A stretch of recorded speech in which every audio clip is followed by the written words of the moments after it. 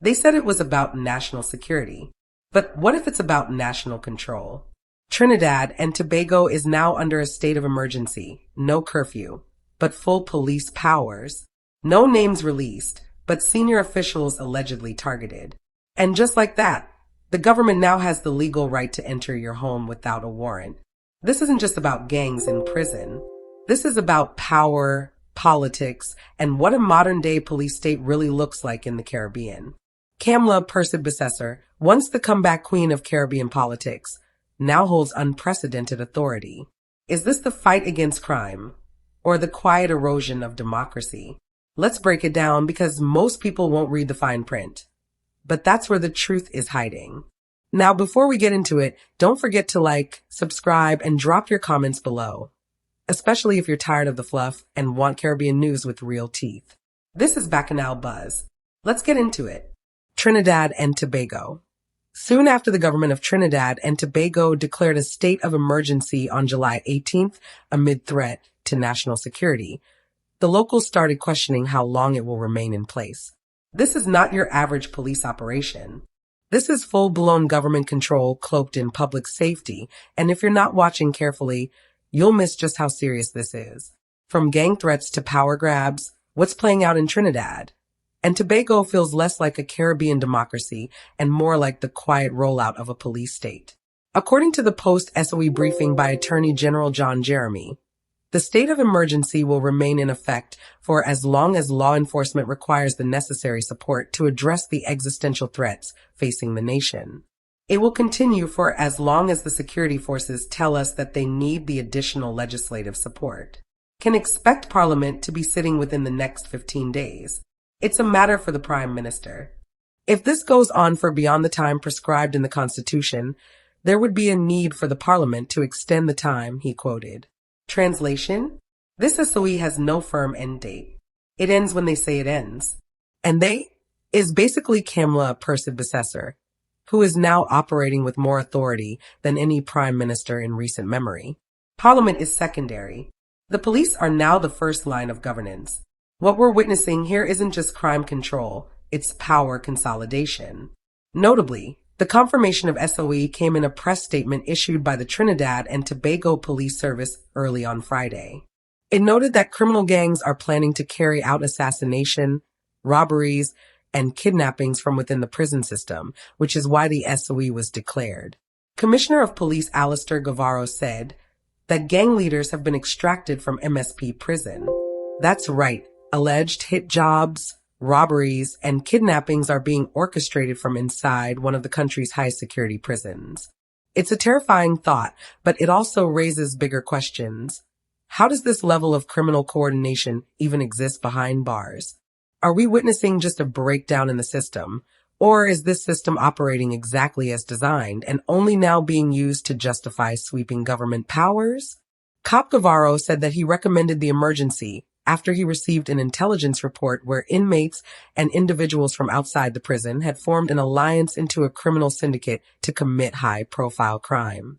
So now the underworld isn't just organized, it's interlinked between prison walls and free society. That level of coordination sounds less like street gangs and more like paramilitary networks. And in a country already plagued by corruption, how far do these alliances go?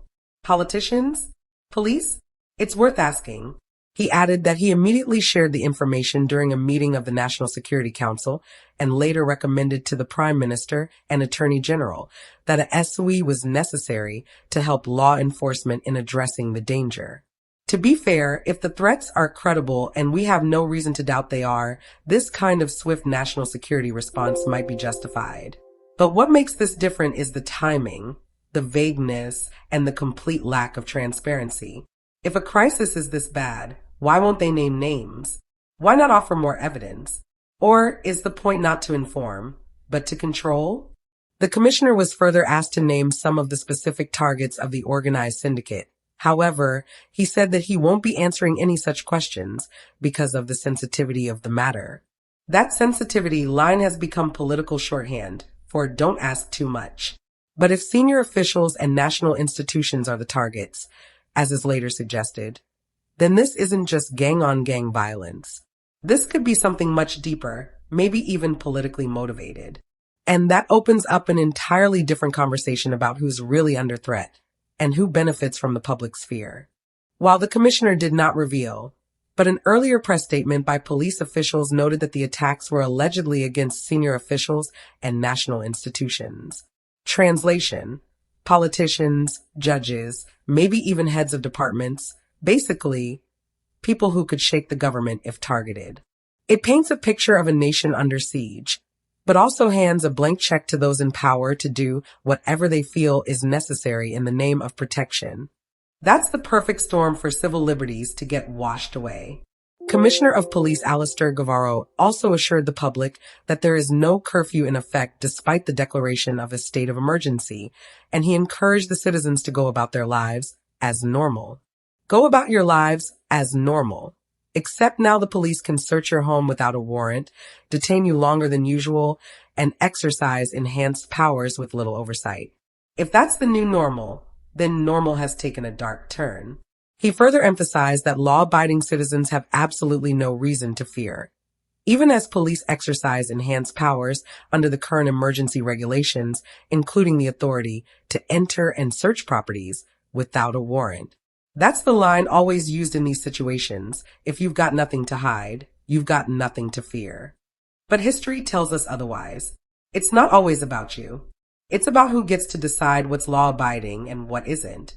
Today it might be about stopping crime. Tomorrow, it could be about silencing dissent. That's the slippery slope Trinidad is now standing on. With this state of emergency in place, the government of Trinidad and Tobago is seeking to curb the increasing crime statistics in the country since the past year now. Fair goal, but the method matters.